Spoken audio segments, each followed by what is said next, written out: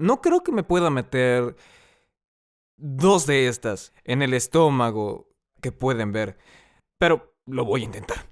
Aquí tengo dos botellas de 500 mililitros cada una y vamos a intentar meterlos en el estómago de este cadáver. Bienvenidos al laboratorio de anatomía. Acción de Gracias está muy cerca, así que en el video de hoy vamos a hablar de los desafíos a los que sometemos a nuestro estómago. ¿Cuánta comida puede caber en este órgano? Y ya que está ahí, ¿qué hace el estómago con ella?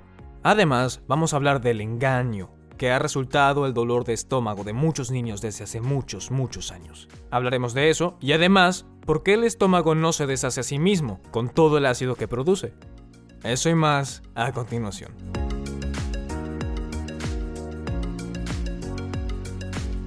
Vamos a empezar con ideas muy básicas, la anatomía externa del estómago y en qué lugar está dentro del cuerpo humano. Esto nos va a ayudar a entender los mitos que nos hemos creído por años. Veamos este órgano diseccionado. Pueden ver un estómago en esta bandeja. Se dice que es un órgano con forma de J. Sí, como la letra J.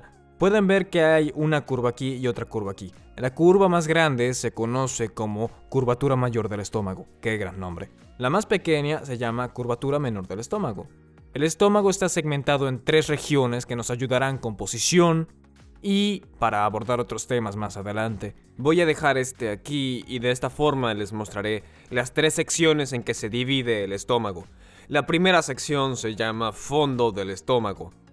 La porción central más grande es el cuerpo del estómago y la última porción es la región del píloro o solo píloro. Hay un esfínter muy importante en el píloro, en la región del píloro, y lo conocemos como esfínter pilórico. Podemos verlo a simple vista porque es un músculo bastante grueso. Es un esfínter muy poderoso porque gracias a él el cuerpo recibe pequeñas porciones de sólidos, de lo que hablaremos más tarde. Pero antes, tenemos que hablar de su ubicación.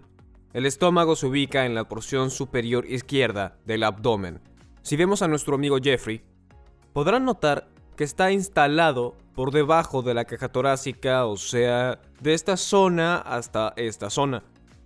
La parte inferior del estómago, que es donde está la región del píloro, está ligeramente expuesta fuera de la caja torácica, así que más o menos por aquí. Tenemos una porción fuera de la caja torácica que es la que baja a la zona media, y si miramos bien el cuerpo diseccionado que está aquí, podremos observar el estómago. Aquí tenemos las costillas, las estoy tocando. Pueden ver que del lado izquierdo está la curvatura mayor del estómago y luego baja hacia la línea media.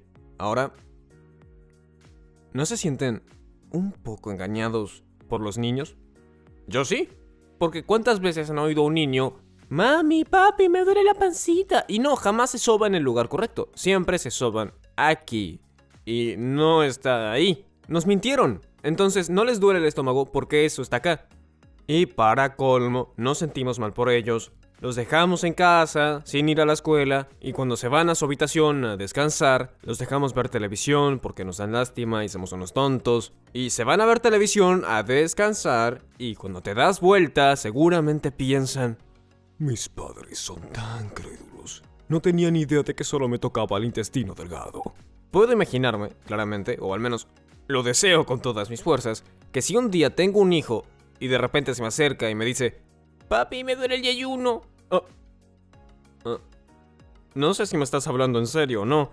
No me importa, quédate en casa sin ir a la escuela, porque conoces tú anatomía. Y ese es el tema más importante de todos los tiempos, ¿verdad? Dejando los engaños atrás, sabemos que el estómago está en el cuadrante izquierdo y que el intestino delgado ocupa más el abdomen central. Hablaremos del intestino delgado en otro video porque tenemos que hablar de la función del estómago cuando la comida acaba de llegar. Sí, vamos a hablar de cuando llenamos de más el estómago, pero antes hay que empezar con las comidas habituales, las de tamaño normal. Sabremos qué hace el estómago con eso. Así que, si volvemos a ver el órgano diseccionado, veremos el fondo del esófago. A veces las personas le dicen el tubo de comida porque cuando tragamos la comida baja por el esófago directo al estómago. Cuando llega al estómago, un grupo específico de células estimulará la liberación de algunos compuestos y químicos. Bien, aquí hay otro órgano diseccionado, solo para comparar, este es 2/3 más grande que el otro. Es un poco más grande, en especial en el fondo. Queremos ver por dónde se une el fondo del esófago con el estómago, así que pueden ver que definitivamente es más grande y claro, les adelanto que hablaremos del crecimiento del estómago al final de este video. Una de las cosas más asombrosas es que si miran de cerca verán el recubrimiento. Entonces, el recubrimiento interno se llama túnica mucosa. Túnica significa que es una capa y mucosa significa que va a secretar un tipo de moco. Bien, estos pliegues gástricos se llaman rugosidades gástricas. Rugosidades significa pliegues. Esto será más importante más adelante en el video cuando hablemos del crecimiento del estómago. Ahora fingiremos que nos vamos a acercar como en el autobús mágico y veremos qué es lo que la túnica mucosa nos puede enseñar. Si miramos a esta túnica mucosa a nivel microscópico, veremos algunos tipos de células muy importantes ya que secretan algunas sustancias. Vamos a hablar de 3 tipos de células. Vamos a hablar de las células principales, las células parietales y las células mucosas.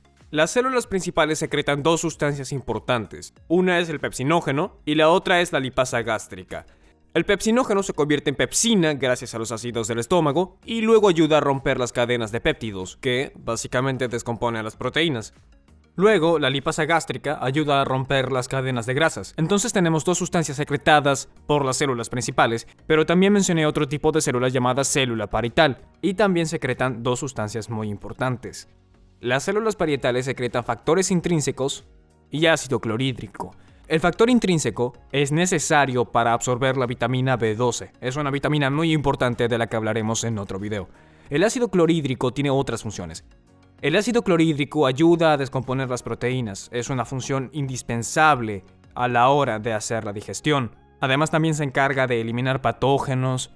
A las bacterias y a ciertos virus no les gusta el pH 2, así que los destruye a todos. Lo que nos lleva a esta otra duda. ¿Por qué el ácido clorhídrico no deshace nuestro recubrimiento estomacal, la túnica mucosa de la que hablé? Bueno, hay un tercer tipo de célula, las células mucosas. Las células mucosas secretan moco y lubrica todo el recubrimiento del estómago. Si vemos toda el área de aquí, todo el recubrimiento del estómago está lubricado por moco. Entonces podemos pensar que el recubrimiento del estómago está protegido por moco y el ácido queda encima. Y gracias a eso, el ácido no quema el estómago ni causa problemas. Si tomas medicinas que reducen la mucosa del estómago, como el ibuprofeno y Advil, por ejemplo, causará que la capa de moco se haga más delgada y el ácido sí podría irritar el estómago y volverse incómodo. Bueno, pudimos observar que el estómago cubre a la comida con sustancias como el ácido clorhídrico y enzimas que ayudan a descomponer la comida, pero el estómago no se detiene ahí. Continúa mezclando la comida y eso ayuda a la digestión. Algunos dicen que es una licuadora muscular. Si observamos el órgano diseccionado otra vez, imaginemos que la pared del estómago tiene un músculo aquí y que se va a contraer para que la comida se mezcle de cierta forma. Y para que sepan, la palabra elegante para referirse a los movimientos del estómago es peristalsis. Y el estómago lo hace con una acción tipo de onda de propulsión y retropulsión, se los voy a mostrar. Ahora vamos a imaginar que estamos en la boca del estómago, así que vamos a entrar, y de este lado es la salida hacia el intestino delgado. El estómago mueve la comida en esta dirección, y acuérdense que tenemos un esfínter llamado píloro.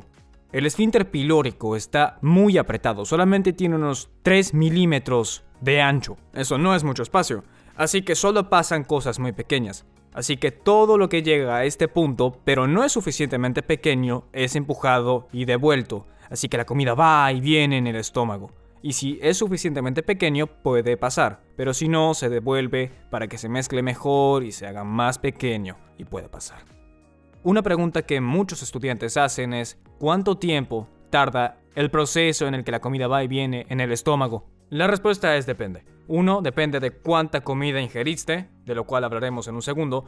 Y 2. De qué tipo de comida. Los carbohidratos suelen tardar menos en digerirse, así que si tu comida fue rica en carbohidratos, se va a digerir más rápido. Las proteínas son las siguientes y las grasas son las más lentas. Carbohidratos, proteínas y grasas tardan mucho más tiempo cuando mezclamos esos 3 grupos, pero básicamente depende de qué tipo de alimentos estás comiendo. Puede tardar de 2 a 4 horas para que tu estómago quede totalmente vacío con los movimientos peristálticos, las contracciones en onda que hace el estómago. Finalmente hablaremos de cuánta comida puedes meterle a tu estómago durante la cena del Día de Acción de Gracias o durante cualquier fiesta donde comas mucho. Sí, debo mencionar que cambiamos la locación en el laboratorio, pero tuve que organizar otro pequeño experimento con este cadáver y se los mostraré en un segundo.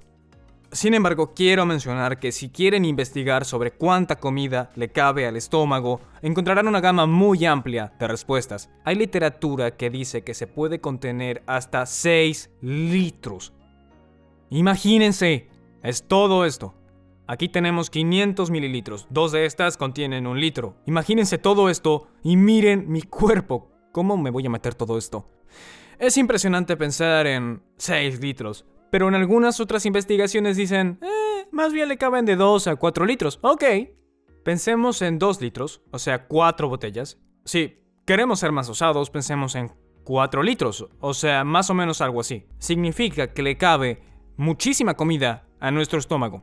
Ahora, si leen libros de medicina y fisiología, muchos mencionan que si el estómago está relajado, puede contener entre 8.5 y 1.5 litros de comida. Y si lo comparamos con estas botellas, aquí tenemos 1 litro, ¿verdad? Y 1.5 serían estas 3 botellas. Estas 3 botellas en tu cuerpo. Y aún así, la cantidad es enorme. No creo que me pueda meter 2 de estas en el estómago que tengo aquí. Pero lo voy a intentar. Porque tengo 2 botellas con 500 mililitros cada una y vamos a tratar de meterlas en el cadáver aquí. Ok, empecemos con los primeros 500 mililitros. Voy a tratar de pasarla por lo que queda del esófago. Bien, como pueden ver, puse un elástico negro aquí. Este sería el esfínter pilórico. Bien, dejaremos que el fluido pase por aquí. Voy a cerrar este otro extremo para que tengamos una idea más clara de cuánto fluido se queda. Ok, mientras meto todo este fluido aquí, hay un par de cosas que pasarían en un cuerpo vivo. Conforme la comida va entrando y yo voy metiendo más agua, el estómago lo sentiría a través de neuronas sensoriales y provocaría un reflejo a través del nervio vago hacia el cerebro que enviaría de vuelta rápidamente la señal al músculo liso del estómago para que se relaje un poco. Entonces, el estómago podría acomodar más y más comida y yo haría que entrara más y más. Y como ven, ya comenzó a expandirse. Tengo que sacarle las burbujas a esta botella, vamos a meterle más agua. Aquí voy. ¿Ven cómo el estómago se está expandiendo y estirando? Ya entraron 500 mililitros. ¿Qué tal? ¿Vieron que el estómago se estiró? Es impresionante. ¿Podemos meter más? No lo sé, pero lo voy a intentar. Bien. Aquí van los siguientes 500 mililitros. Y me siento algo nervioso. Estoy un poco nervioso. Sí se estira. No quiero que explote. Y los que quieran verlo explotar para que sea un video épico, no voy a permitir eso porque quiero conservar este estómago perfectamente intacto. Pero miren esto. Miren lo distendido que está y solo hemos metido 600 mililitros de agua. Todavía nos falta. Oigan, tenemos que hablar de las limitaciones de este pequeño experimento. Una es que no tenemos el reflejo que se desencadenaría normalmente en el cuerpo humano en cuanto la comida comienza a entrar. Esa señal que le pide al cerebro que se relaje el músculo liso para que más comida pueda entrar. Entonces, en un humano promedio significa que cuando está relajado entran unos 0.8 a 1.5 litros, antes de que pueda empezar a empujar esas paredes y a estirar el estómago.